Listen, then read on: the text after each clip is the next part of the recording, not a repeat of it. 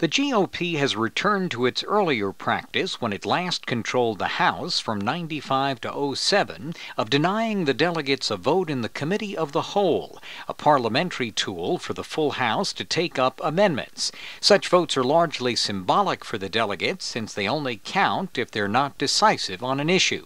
GOP consultant to the islands and a former Interior official, Fred Radewagen. And I think it's an unfortunate development because this is a good way for voters to have another way to measure the attendance of the delegates and their philosophical direction that their delegates are going. Radewagen points out the delegates and resident commissioner can still vote in committees, but argues it's not the same as having some vote on all the national issues. Radewagen admits politics is a key factor. I think that's part of the difficulty. There are 6 delegates, and with rare exception over the years, they've all been affiliated with the Democratic Party or affiliated with the Democratic caucus if they've not run as Democrats back home.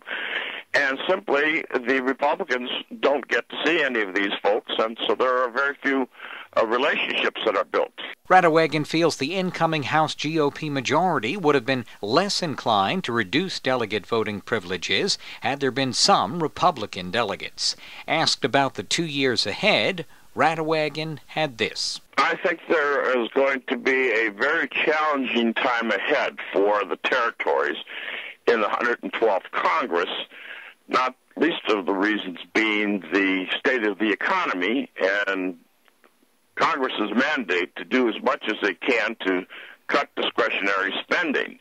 Radewagen predicts the delegates will be challenged to prevent cuts to the territories. He says the delegates will have to work harder to reach across the aisle to build relationships with Republicans whenever they can. And should the GOP eliminate key panels, such as the House Insular Affairs Subcommittee, Radewagen says it will be just one more example of the difficult environment in which the delegates will have to operate.